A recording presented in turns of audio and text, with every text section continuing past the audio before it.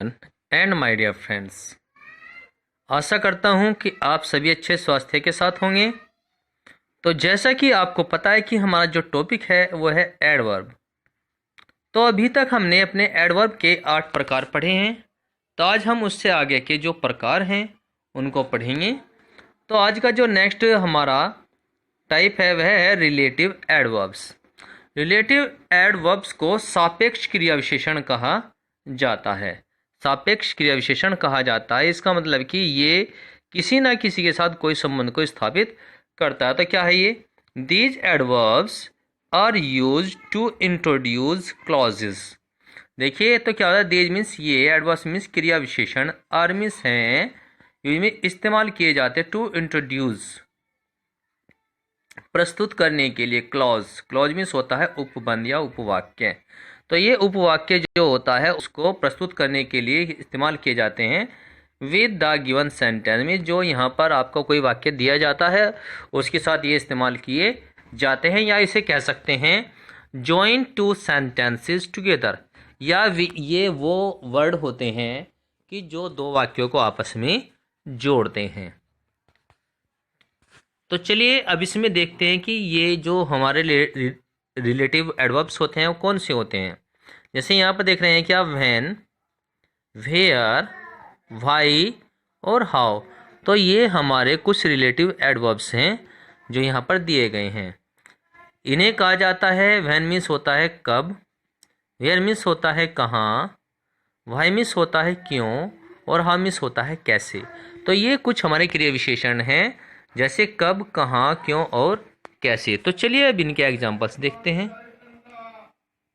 अब हम बात करेंगे अपने जो क्रिया विशेषण होता है, सापेक्ष क्रिया विशेषण होता है, उसके एग्जाम्पल में हम किस प्रकार से वाक्य को इस्तेमाल करते हैं। तो यहाँ पर आप देख सकते हैं, I know the town. I means मैं, नो मीन्स जानता हूँ, मैं जानता हूँ, द टाउन मीन्स उस शहर को, मैं उस शहर को जानता हूँ। वेयर मीन्स जहाँ, द मोंक मीन्स साधु, लिव्स मीन्स रहता है, कि मैं उस शहर को जानता हूँ जहाँ पर वह साधु रहता है। तो यहाँ पर देख सकते हैं, आई नो द टाउन, मैं शहर को जानता हूँ, यानी मैं उस शहर को जानता हूँ। नेक्स्ट है हमारा द मोंक लिव्स, ठीक है, जहाँ साधु रहता है। तो यहाँ पर हो गया जो वेयर है, यहाँ पर जो वेयर होता है ये इन दो अलग अलग वाक्यों को जोड़ने का कार्य करता है, इसीलिए इसको रिलेटिव एडवर्ब कहा जाता है। चलिए अब आगे देखते हैं। आई रिकॉल, आई रिकॉल का मतलब कि मुझे याद है, आई रिकॉल मुझे याद है। दैट मीन्स वह, मंथ मीन्स महीना, मुझे वह महीना याद है। व्हेन, व्हेन मीन्स जब। We went, we went means मैं, हम गए थे। फॉर स्कीइंग, स्कीइंग के लिए, मीन्स मुझे वह महीना याद है जब हम स्कीइंग के लिए गए थे। तो यहाँ पर क्या होता है कि इसमें जो एक वाक्य होता है वह दूसरे वाक्य के बिना अधूरा होता है। तो जैसे यहाँ आई रिकॉल दैट मंथ में, कि मुझे वह महीना याद है, लेकिन वह महीना क्यों याद है, तो उसका जो रीज़न है वो आगे जो सेंटेंस होता है जो हमारा व्हेन या हाउ से जोड़ा जाता है, रिलेटिव वर्ब एडवर्ब से जो जोड़ा जाता है, उससे वो संबंध रखता है। तो हो गया है, I recall that month when we went for skiing, मुझे वह महीना याद है जब हम स्कीइंग के लिए गए थे। तो यहाँ पर हमने इस वाक्य में ये देखा कि जो हमारा पहला वाक्य होता है वह दूसरे वाक्य से संबंध रखता है। तो इसीलिए इन दोनों वाक्यों को जोड़ने के लिए जिन शब्दों का इस्तेमाल किया जाता है उन्हें हम सापेक्ष क्रिया विशेषण यानी कि रिलेटिव एडवर्ब्स कहते हैं। टेल अस, टेल अस का मतलब होता है हमें बताएं। Why you left team, why means क्यों, यू मीन्स आपने, लेफ्ट मीन्स छोड़ दिया या छोड़ी, टीम मीन्स टीम को, कि आप हमें बताएं कि आपने टीम को क्यों छोड़ दिया। तो यहाँ पे जो व्हाई है वो रीजन के रूप में इस्तेमाल किया गया है। तो यहाँ पर रीजन बताने के लिए हमने व्हाई का यूज़ किया है, ठीक है। तो यहाँ पर टेल अस, हमें बताएं, क्या बताना है वो आगे लिखा रीजन जो भी है इसका। तो चलिए अब आगे का जो हमारा इसका टॉपिक है वो देखते हैं। तो नेक्स्ट है हमारा एक्सक्लामेटरी एडवर्ब्स। एक्सक्लामेटरी एडवर्ब्स को विस्मयादि बोधक क्रिया विशेषण कहा जाता है। एक्सक्लामेटरी एडवर्ब्स का मतलब होता है विस्मयादि बोधक क्रिया विशेषण। जैसे इसके जो अर्थ है उससे ही पता चला, जैसे कि हमने देखा विस्मयादि बोधक, इसका मतलब होता है कि ये किसी विस्मय होता है, आश्चर्य होता है, ये उसको प्रकट करने के काम आता है। तो क्या है, दीज एडवर्ब्स, ये क्रिया विशेषण एक्सप्रेस का मतलब होता है व्यक्त करते हैं। ये क्रिया विशेषण व्यक्त करते हैं द फीलिंग्स माने भावनाओं को, एसोसिएटेड जो जुड़ी हुई होती है। क्या होता है, जो एसोसिएटेड मीन्स जो जुड़ी हुई होती है with the action, action means क्रिया से।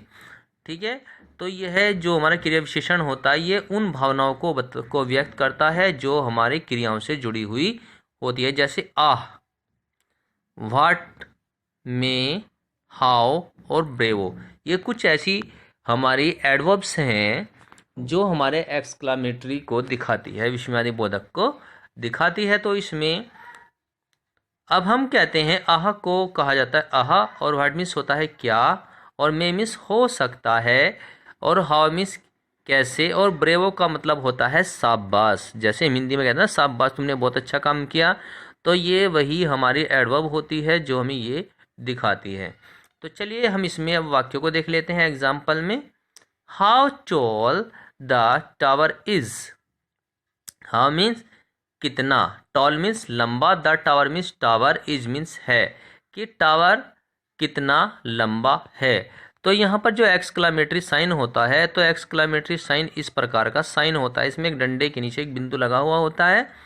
तो यहाँ पर जो हमारे एक्सक्लामेटरी एडवर्ब्स होते हैं उनके वाक्यों के अंत में हमारा एक्सक्लामेटरी साइन लगाया जाता है। लेकिन कभी कभी यह कुछ जो हमारा एडवर्ब होता है ठीक जस्ट उसके बाद भी इसका इस्तेमाल किया जाता है। तो चलिए अगला एग्जाम्पल देखते हैं। तो यहाँ पर नेक्स्ट वाक्य देख सकते हैं, what a tall tree it is. What means कितना। देखिए यहाँ पर व्हाट मीन्स कितना के लिए इस्तेमाल किया गया है। एक टॉल लंबा, ट्री मीन्स पेड़, कितना लंबा पेड़, इट मीन्स यह, इज मीन्स है कि यह कितना लंबा पेड़ है। तो यहाँ पर आश्चर्य को प्रकट करने के लिए व्हाट का शुरू में इस्तेमाल किया गया है, और हमारा जो एक्सक्लामेटरी साइन है उसका इस्तेमाल अंत में किया गया है। तो चलिए अब नेक्स्ट वाक्य देखते हैं, ब्रेवो। तो यहाँ पर जो हमारा ब्रेवो के साथ अगर एक्सक्लामेटरी साइन होता है तो उसके वो जस्ट बाद ही इस्तेमाल किया जाता है। तो bravo, well done, bravo means शाबाश, वेल डन मीन्स बहुत अच्छा, शाबाश बहुत अच्छा। तो यहाँ पर देखा हमने कि ब्रेवो के जस्ट बाद हमारा जो एक्सक्लामेटरी साइन है उसका इस्तेमाल किया गया है। तो एक्सक्लामेटरी वाक्य की अगर सबसे बड़ी पहचान करनी होती है तो डायरेक्ट हम यहाँ पर इस वाले साइन को देख सकते हैं, जिसे हम एक्सक्लामेटरी साइन भी कहते हैं। तो नेक्स्ट है हमारा हाउ क्लेवर यू आर। तो how clever you are, how means कितने, क्लेवर मीन्स चतुर, यू मीन्स आप, आर मीन्स हैं, आप कितने चतुर है। तो देखिए हाउ वाले वाक्य में हम देख रहे हैं कि जो हमारा एक्सक्लामेटरी साइन है वो वाक्य के अंत में लगा हुआ है, लेकिन ब्रेवो में एकदम उसके जस्ट बाद वह लगाया गया है। तो चलिए आगे के और एग्जाम्पल देख लेते हैं। तो नेक्स्ट जो हमारा वाक्य है, how beautiful the rainbow is. How means कितना, ब्यूटीफुल मीन्स सुंदर, the rainbow means Indradhanush, is means है कि जो हमारा इंद्रधनुष है वह कितना सुंदर है। ठीक है, तो यहाँ पर देखा हमने how beautiful the rainbow is. तो देखिए हाउ वाले वाक्य में भी जो हमारा एक्सक्लामेटरी साइन है वह वाक्य के अंत में लगाया गया और हाउ से स्टार्ट हुआ, और वाक्य जो खत्म होता है वह हमारा एक्सक्लामेटरी साइन के साथ खत्म होता है। ऐसे ही अब हमारा देखिए अभी हमने ब्रेवो में देखा, तो ऐसे ही हमारा होता है आह। जब कोई चीज़ हमें बहुत अच्छी लगती है तो हम आह का इस्तेमाल करते हैं। All the questions are easy, ah means ah, all means सभी, द क्वेश्चन मीन्स प्रश्न, आर मीन्स हैं, इजी मीन्स आसान। यह सभी प्रश्न आसान है मीन्स उसे देखकर वो खुशी महसूस हुई तो इसलिए उसने आह का इस्तेमाल किया है। ठीक है, शाबाशी देने के लिए ब्रेव का इस्तेमाल किया जाता है। हाउ हमेशा एक्सप्रेशन को दिखाता है कि कितना। नेक्स्ट है हमारा what a beautiful flower. What means क्या, कितना या क्या, ए मीन्स एक, ब्यूटीफुल मीन्स सुंदर, फ्लावर मीन्स फूल, क्या सुंदर फूल है। तो इस प्रकार से हम देख सकते हैं कि क्या सुंदर फूल है, व्हाट ए ब्यूटीफुल फ्लावर। तो यहाँ पर हम फूल के को दिखा रहे हैं कि उसके जैसा कोई और नहीं है। तो इस प्रकार से यहाँ एक्सक्लेमेटरी जो साइन है वो जस्ट वाक्य के अंत में इस्तेमाल किया गया, और जो वाक्य है हमारा व्हाट से इस्तेमाल हुआ है। तो कई बार कहा जाता है कि व्हाट का क्वेश्चन पूछने के लिए किया जाता है, लेकिन इसका जो इस्तेमाल होता है वह एक्सक्लेमेटरी के रूप में भी किया जाता है। चलिए अब नेक्स्ट एग्जाम्पल देखते हैं। नेक्स्ट है हमारा may God bless you. May means, may का जो इस्तेमाल होता है हमारी जो विशेष जो होती है, अच्छी जो भावनाएं होती है उनको दिखाने के लिए इसका इस्तेमाल किया जाता है। मे गॉड ब्लेस, ब्लेस का मतलब होता है भला करे, यू मीन्स तुम्हारा, मे गॉड मीन्स भगवान, मे गॉड ब्लेस यू मीन्स भगवान तुम्हारा भला करे, माई सन मेरे बेटे, मेरे बेटे भगवान तुम्हारा भला करे। तो याद रखें इसमें जब मे का इस्तेमाल किया जाता है तो इसमें हमारा जो एक्सक्लेमेटरी साइन होता है यह भी वाक्य के अंत में ही लगाया जाता है। तो वैसे ही अब हमारा नेक्स्ट है हमारा वाक्य हुर्रे। हुर्रे मीन्स होता है जब हम खुशी के साथ उछलते हैं, तो ये शब्द हमारे मुंह से निकल जाता है। तो hurrah, we have won the contest. Hurrah, we means हमने, हैव वॉन मीन्स जीत ली है, द कॉन्टेस्ट मीन्स प्रतियोगिता, कि हमने प्रतियोगिता जीत ली है, हुर्रे। तो यहाँ पर अभी तक हमने 3 चीजें देखी है। एक तो क्या है, हमने देखा है हुर्रे कि जिसमें जस्ट इसी के बाद इस्तेमाल किया गया है एक्सक्लेमेटरी साइन का। नेक्स्ट हमने देखा है, जैसा कि हमने भी देखा है हुर्रे, जो हुर्रे होता है उसमें भी एक्सक्लेमेटरी साइन आता है। उसके बाद है आपका आह, तो इसके बाद एक एक्सक्लेमेटरी साइन आता है जस्ट, और उसके बाद हमारा होता है ब्रेवो। इन सभी के जस्ट बाद ही हमारा जो है एक्सक्लेमेटरी साइन का इस्तेमाल किया जाता है। नहीं तो सभी में किसके पीछे इस्तेमाल करते हैं, वाक्य के अंत में हम एक्सक्लेमेटरी साइन का इस्तेमाल करते हैं।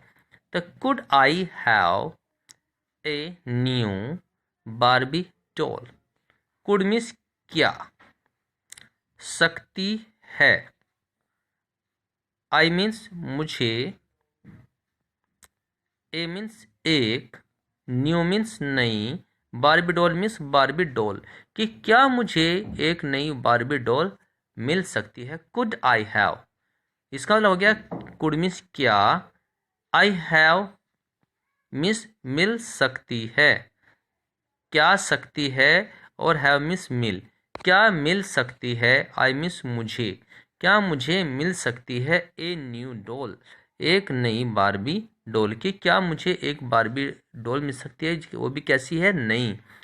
तो यहाँ पर कुड, क्या मुझे एक नई बारबी डॉल मिल सकती है, तो ये क्वेश्चन नहीं है बल्कि ये एक्सक्लेमेटरी वाला वाक्य होता है। तो आशा करता हूँ कि यह वीडियो आपको पसंद आया होगा। तो अगर आपने अभी तक हमारे चैनल को सब्सक्राइब नहीं किया तो लाइक और सब्सक्राइब जरूर करें, और साथ ही बेल आइकन को दबाना बिल्कुल भी ना भूलें, जिससे कि आपको आने वाली जो हमारी नई वीडियो है उसका नोटिफिकेशन सबसे पहले मिल सके। तो जो आज का हमारा वाक्य लिया है हमने, आई शुड। आई शुड का हिंदी में अर्थ होता है मुझे अवश्य चाहिए। तो जिन वाक्यों में हम नेसेसिटी को दिखाते हैं कि उसके बगैर कार्य नहीं चलेगा, तो वहाँ पर हम शुड का इस्तेमाल करते हैं। आई शुड मीन्स मुझे अवश्य चाहिए। तो यहाँ पे शुड का अर्थ होता है अवश्य चाहिए। तो he should go there. He means उसे, शुड मीन्स अवश्य चाहिए, गो मीन्स जाना, देयर मीन्स वहाँ, उसे वहाँ अवश्य जाना चाहिए।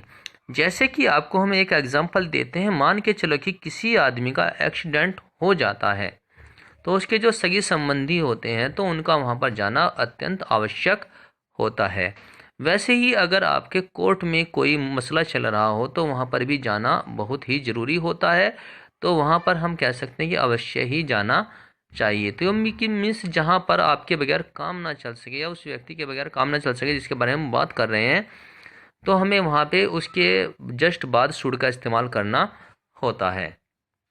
तो ही शुड गो देयर, इस तो मतलब हो गया है उसे वहाँ अवश्य ही, उसे वहाँ अवश्य ही जाना चाहिए, उसे अवश्य ही जाना चाहिए। तो इस प्रकार से शुड का इस्तेमाल किया जाता है। तो ठीक है कि उसे वहाँ अवश्य ही जाना चाहिए। तो इस प्रकार से हमारा जो ये वाक्य है ये इस्तेमाल किया जाता है। तो वैसे ही यहाँ पर कई वाक्य आप इस्तेमाल कर सकते हैं, जैसे he should go to attend the committee meeting, कि उसे जो कमेटी की मीटिंग है उसे अटेंड करने अवश्य ही जाना चाहिए। तो वैसे ही अगर हम किसी बच्चे को स्कूल में भेजने की बात कर रहे हैं तो उसे स्कूल में अवश्य ही जाना चाहिए। He should go to school daily, कि उसे अवश्य ही स्कूल जाना चाहिए। वो भी कैसे, डेली मीन्स रोजाना, कि उसे डेली स्कूल जाना चाहिए। तो इस प्रकार से इन वाक्य का हम इस्तेमाल करते हैं।